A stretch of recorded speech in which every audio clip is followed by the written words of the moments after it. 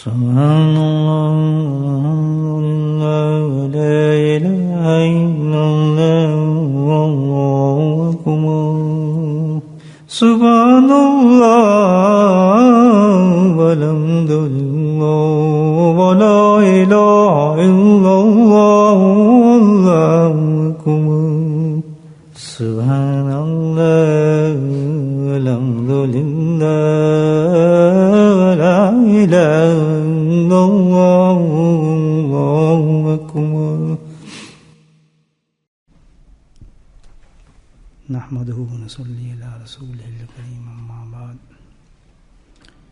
قال الله تعالى في القرآن المجيد فأعوذ بالله من الشيطان الرجيم بسم الله الرحمن الرحيم إن الله وملائكته يصلون على النبي يا أيها الذين آمنوا صلوا عليه وسلموا تسليما اللهم صل على سيدنا ومولانا محمد معدن الجود والكرم اللهم صل على سيدنا ومولانا محمد وآله الفضل اللهم صل على سيدنا ومولانا محمد وآله وصحبه وسلم اما بعد دنیا کا قاعدہ ہے کہ اگر کوئی شخص غلط کام کرتا ہے، غلط سے مراد کہ دنیا کے بنائے ہوئے قانون کے خلاف کوئی انسان کوئی حرکت کرتا ہے جس کو ہم جرم کہتے ہیں، اور ایسے کام کرنے والے کو مجرم کہا جاتا ہے عدالتی زبان میں. تو جب وہ کوئی جرم کرتا ہے تو ضروری ہے اس کے لیے دنیا کے قانون کے مطابق اس کو سزا دی جائے.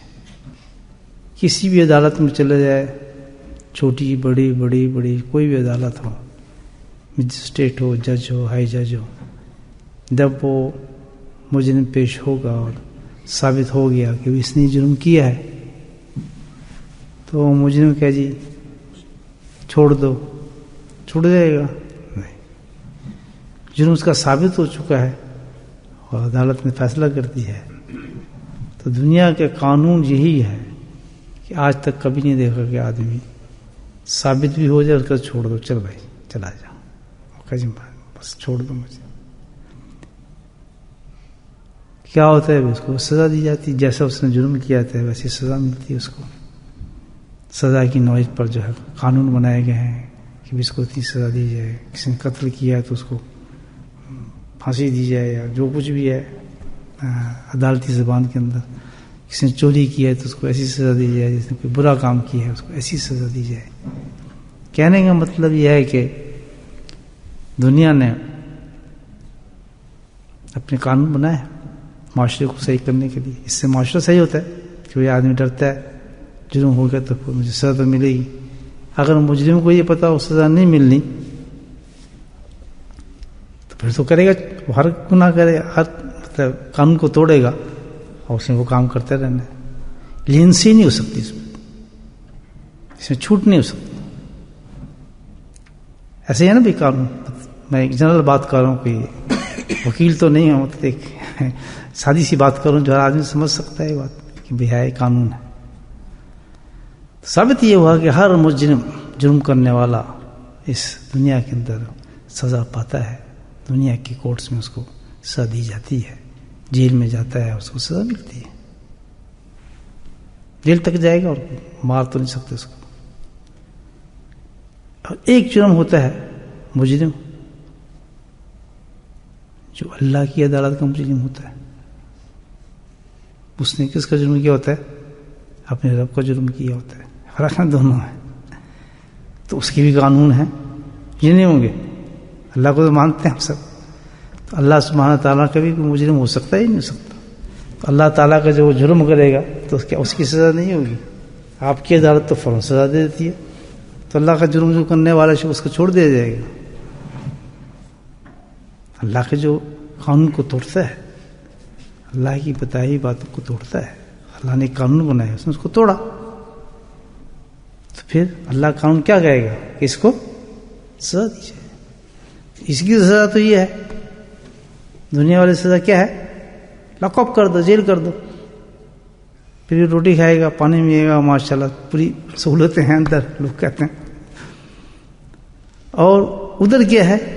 جو اللہ کا مجرم ہوگا, اللہ اکبر, پورے قرآن کے اندر اللہ تعالیٰ نے کس سے بیان کیا ہے, اس کے لیے خاص جگہ بنائی ہے اللہ تعالیٰ نے. اس کو کیا کہا جاتا ہے؟ جہنم کہا جاتا ہے. اور اس جہنم کی جو نوعیت ہے وہ تو بہت سخت ہے.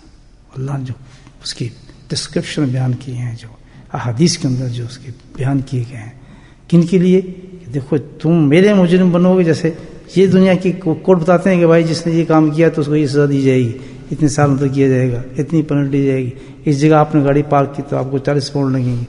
نوعیت بتائی جاتی ہے نا. اللہ سبحانہ تعالیٰ کے قانون کو توڑنے والا, اللہ کی نافرمانی کرنے والا شخص, مجھے بتاؤ کس قدر خطرے میں ہوگا. آج نہیں کل تو جائے گا اللہ کے سامنے, کوڑ تو لگنی لگنی, اللہ کی عدالت تو لگنی لگنی. تو اگر ہم یہاں اتنے احتیاط کر لیتے ہیں, مثال کے طور پہ ایک آدمی جاتا ہے کسی بڑے اسٹور میں اور اس کو دل کرتا ہے یار ٹیلی فون تو یہ بہت اچھا ہے, چلو کوئی دیکھ تو نہیں رہا, چلو یار جیب میں ڈال لیتے ہیں, 400 پاؤنڈ تو ہے نہیں لیکن ٹیلی فون بڑا پسند ہے مجھے, اور وہ جیب میں ڈال لیتا ہے. لیکن کیا چیز اس کو روکے گی؟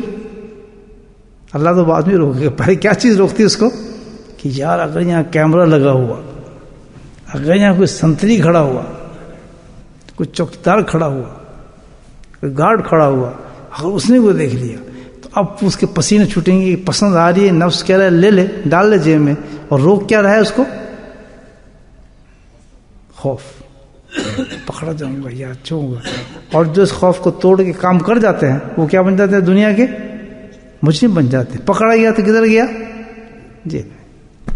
اور جب اللہ کا انسان قانون توڑ رہا ہوتا ہے, مقابلہ کرے, تو کوئی مرد اللہ کے قانون کو توڑ رہا ہوتا ہے اور اس کی سزا بھی اللہ نے مقرر کی ہوتی ہے. اور خود اللہ سبحانہ تعالیٰ نے نہ صرف احادیث میں بیان کیا ہے بلکہ اپنے پیارے نبی محبوب کو آسمانوں پر بلا کر وہ چیزیں دکھا بھی دیں, آنکھوں سے دکھا دی گئی, یہ فلاں شخص ہے, یہ فلاں شخص ہوگا, یہ فلاں شخص ہوگا, یہ فلاں عورت ہے, یہ فلاں عورت ہے, فلاں مرد ہے, فلاں مرد ہے.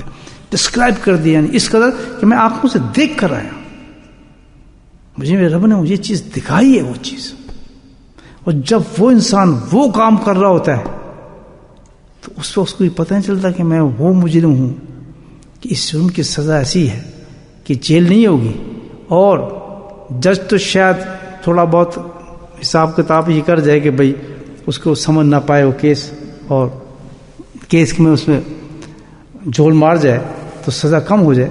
ممکن ہے, دنیا کا قانون. میرے رب کے تو قانون ایسے ہیں کہ اس نے 2 فرشتے رکھے ہوئے ہیں, اور خود بھی خبیر و بصیر ہے. فرشتے اس نے ویسے ہی رکھ دیے, وہ تو ہر چیز کو جانتا ہے, بیکفت جانتا ہے, اس کو ضرورت ہی نہیں فرشتوں کے قانون کی, وہ تو اس نے ویسے ہی رکھ دیے تاکہ ہمیں پتہ چلتا رہے کہ ایک آدمی کام کر رہا ہے. میرے رب کا قانون تو جو اخبار ہیں, خبریں ہیں, وہ تو اس کو محتاج نہیں کسی چیز کا, کوئی فرشتہ اس کو بتائے. وہ تو زمین کو بلوا دے گا, وہ تو خود اس کے وجود سے بلوا دے گا, انگلی سے بلوا دے گا, ناخن بتا دے گا, بال بتا دے گا, بہموں کے بال بتا دے گی, ڈاڑی کے بال بتا دے گا, یہ سب بیگانے ہو جائیں گے. تو اس کو تو خیر ضرورت ہی نہیں ہے. تو جو جس کے پاس اتنا بڑا ریکارڈ موجود ہو, ٹھیک ہے نا, اور اس کا مجرم انسان بن رہا ہو اس قانون کو توڑ کر, تو کوئی بچت نظر آتی ہے اس دربار میں؟ جس کو کہاں بھیجا جائے گا؟ کسی عام جیل میں نہیں, اللہ اکبر, جہنم کے گھروں کے اندر اس کو پھینک دیا جائے گا. کرنا چاہیے جرم, سوچنا چاہیے نہیں سوچنا چاہیے. یہ میں اپنے آپ کو ایک دعوت فکر دے رہا ہوں کہ بھائی دنیا کے معاون قانون توڑتے ہوئے ہم ڈرتے ہیں, ڈرنا چاہیے, بری بات ہے. اس لیے قانون بنائے گئے, قانون کی پاسداری کرے. آپ جس ملک میں ہے اس ملک کے قانون کی پاسداری کرے, اس قانون کے مطابق چلے. جس ملک میں ہے ہم نے ایکسیپٹ کیا, اس قانون کو ایکسیپٹ کرو, بالکل صحیح ہے. تو جس اللہ پاک نے انسان کو بنا کے پوری دنیا کے لیے ایک قانون بنا دیا گیا, اور اس قانون کو پھیلانے کے لیے 1,24,000 سے زیادہ انبیاء کو بھیجا گیا, اور ہم نبی کے کام یہ سپرد کیا گیا کہ میرے قانون کو بتاؤ, اس لیے کہ ہماری حفاظت کے لیے نبی آئے کہ یہ غلط کام نہ کریں، ان کی بہت سخت سزا تمہیں ملنی ہے، ہم تمہیں بچانے کے لیے آئے، ہم تمہیں ڈرانے کے لیے آئے ہیں، کہتے ہیں نا بشیر اور کیا ہے نذیر ہے، ہم تمہیں بتا رہے ہیں تاکہ تم ڈر جاؤ، وہاں بچ نہیں سکو گے، وہاں بچ نہیں سکو گے ان گناہوں سے۔ جو اللہ تعالیٰ نے قانون بنایا ہے اس پہ سٹک ہو جاؤ، پابند ہو جاؤ، تمہیں کوئی نہیں بچا سکے گا۔ الحمدللہ جو اس خوف کو، اس چیز کو سمجھ جاتے ہیں، یہ قرآن جو ہم پڑھتے ہیں نا، اسی لیے پڑھتے ہیں کہ یہ چیز ہم وہاں سے سیکھیں اور ہمیں وہاں سے خوف پیدا ہو۔ یہ طوطے کی طرح رٹا مارنے والا نہیں ہے، یا کوئی یہ وہ مسئلے مسائل کرنے والا نہیں ہے، یہ نقطہ نکال لیا وہ ہو گیا تو یہ تفسیر فلاں، یہ نہیں، یہ بیسک پیغام ہے قرآن کا کہ قرآن اس لیے دیا ہے کہ سچی کو اللہ تعالیٰ اس گناہ کی کیا سزا دے گا، اس گناہ کی کیا سزا ہے، یہ مجرم کیسا ہوگا، اس کو کہاں پھینکا جائے گا، وہ سارا قرآن بتاتا ہے۔ تو جو لوگ الحمدللہ اس چیز کو سمجھ جاتے ہیں وہ ساری زندگی اپنے نفس سے فائٹ کرتے ہیں۔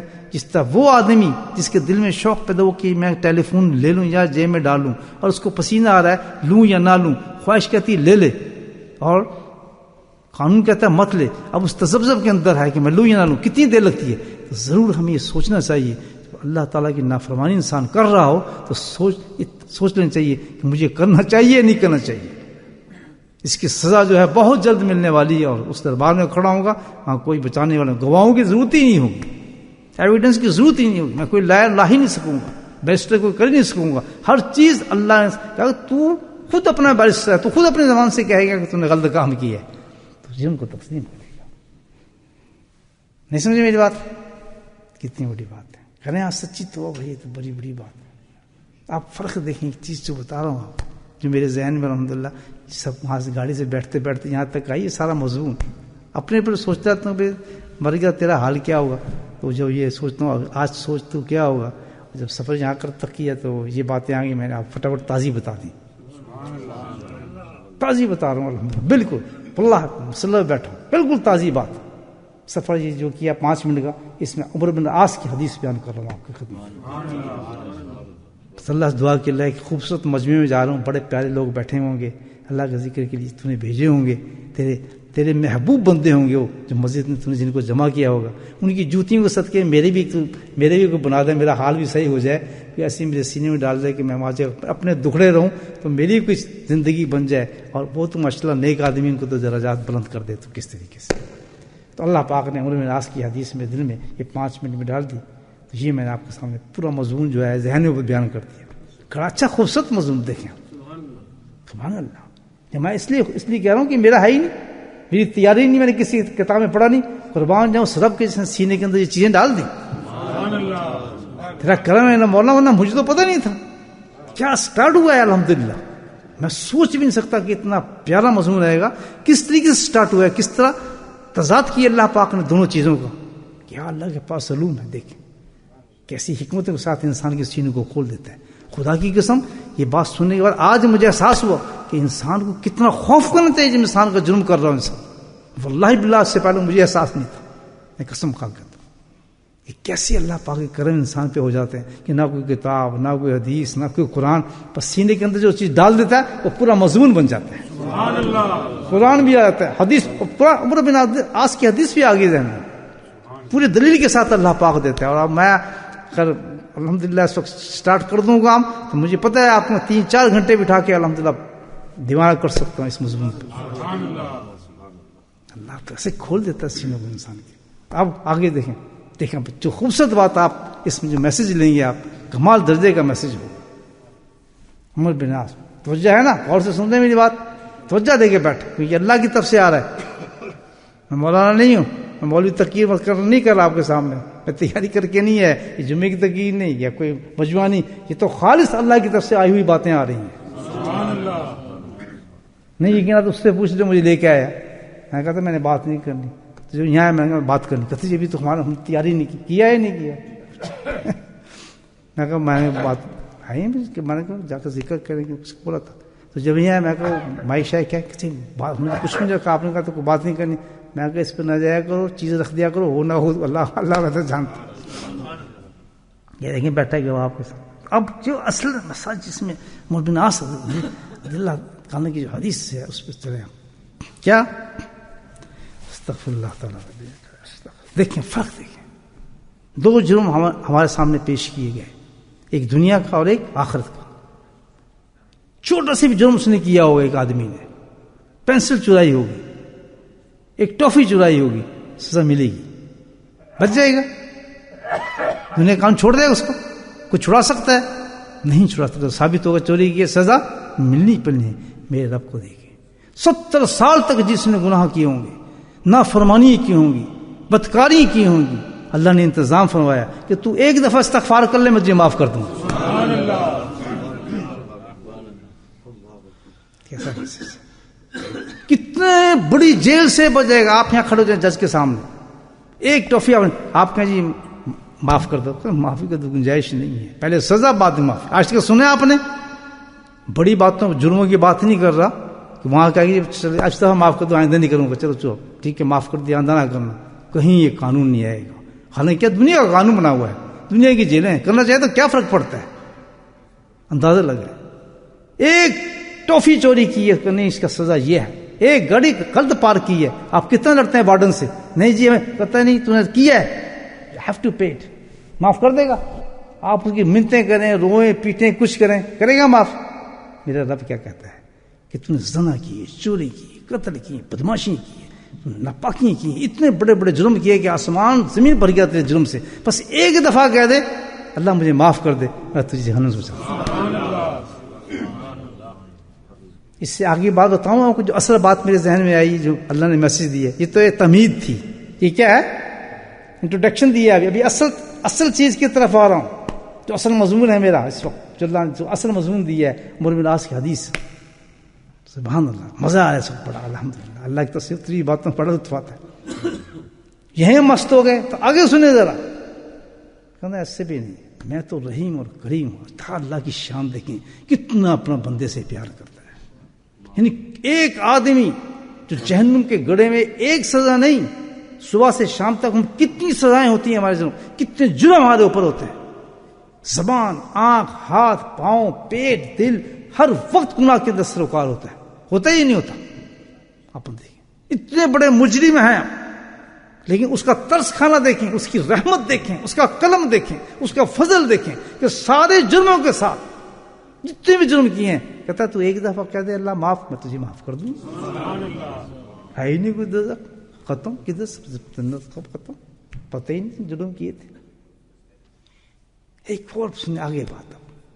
اللہ کہتا ہے اس سے بعد آگے چلیں تو میں تو بہت رحم کرنے والا ہوں. اللہ کہتا ہے اتنا رحم کرنے والا ہوں کہ چل تو جو معافی مانگے گا میں اس سے بڑا ایک انتظام کیا ہے معافی کا. وہ کیا؟ اللہ اکبر، کہ میں ایک انتظام تیرے لیے ایسے کر دیا کہ عرش، حاملین عرش تک، پوری فضاؤں اور پورے جتنے بھی آسمانوں پہ فرشتے ہیں میں ان کو مشغول کر دوں گا کہ وہ تیری طرف سے استغفار کرے. ہماری چلو استغفار اتنی کمزور ہے، لیکن فرمایا فکر نہ کر، تیرے لیے ایسا انتظام کر دوں گا میں کہ واقعی تو توبہ کرنا چاہتا ہے تو دنیا کے اندر ہو رہا ہے، ابھی کر لے جو کچھ تو کر سکتا ہے. لیکن اگر فرشتے نظر آ گئے اور تیرا سفر جاری ہو گیا تو پھر سب کتاب بند ہو جائے گی تیری. یہ یاد رکھنا. پھر جو بعد والے تیرے لیے کچھ نہیں کر سکیں گے، تو کتاب بند ہو جائے گی. سوچنا ہے تو آج سوچ، اور ابھی سوچ اس بارے میں کہ میں نے توبہ کرنی ہے. تو فرمایا میں نے توبہ تو ایسے انتظام کیا ہے کہ تو کیا توبہ کرے گا، تیری طرف سے فرشتے توبہ کرنے لگے، حاملین عرش توبہ کرنے لگے، جبریل و میکائیل توبہ کرنے لگے. بڑے بڑے فرشتے جن کو ہم جانتے بھی نہیں، ملین فرشتے، وہ تیری طرف استغفار کریں. یا اللہ وہ کیسے ہوگا؟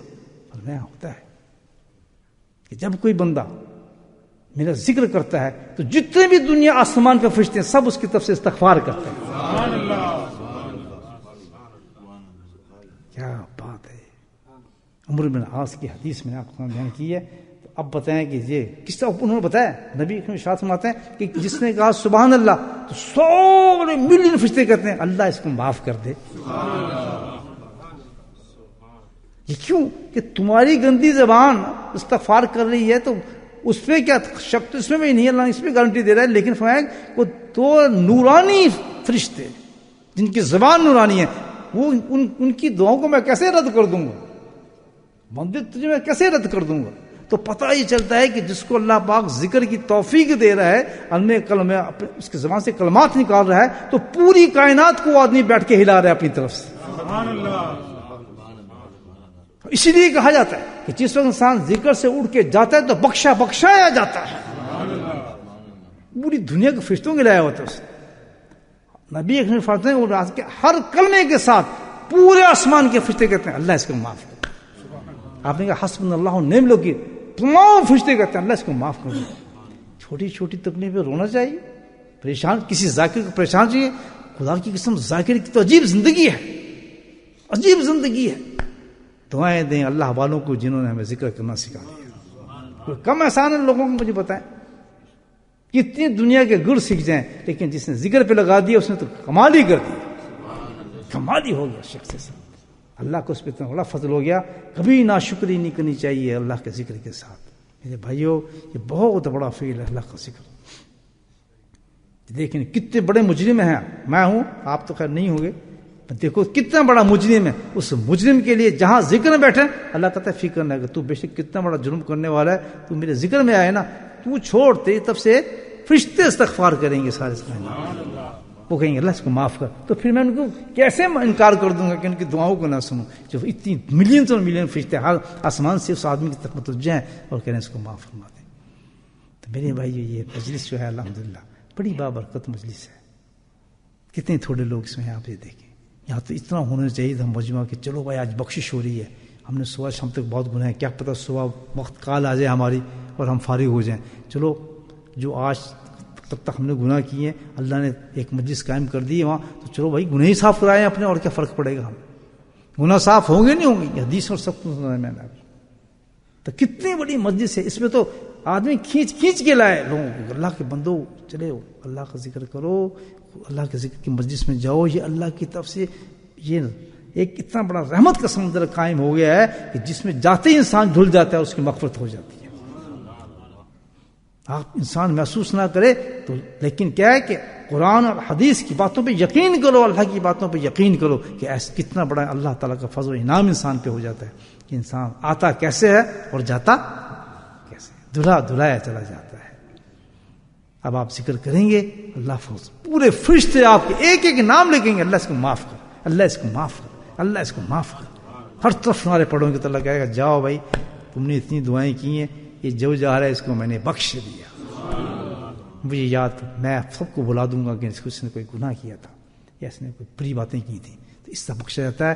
تو اس کی شکر یہ ہونا چاہیے انسان جب باہر نکل رہا ہو پوری نیت کر اللہ تعالیٰ آندہ میں کوشش کروں گا کہ میں کوئی گناہ نہ کروں، پھر نماز نہ چھوڑوں، یعنی جو بھی نافرمانی اللہ کی جرم ہے، جیسے وہ چوری نہیں کروں گا، میں دکان پہ سے چوری نہیں کروں گا، میں فلاں کام نہیں کروں گا، کسی کو ماروں، جو دنیا کے جرم ہوتے ہیں نا، جب انسان جیل سے نکلتا ہے تو یہ سمجھو کہ اللہ پاک جب پاک کر رہا ہو نور لے کے دل میں جائے، اللہ تعالیٰ انشاءاللہ وجود سے لے کے کسی بھی ایسی نافرمانی میں نہیں شامل ہوں گا جس سے تو ناراض ہو جائے.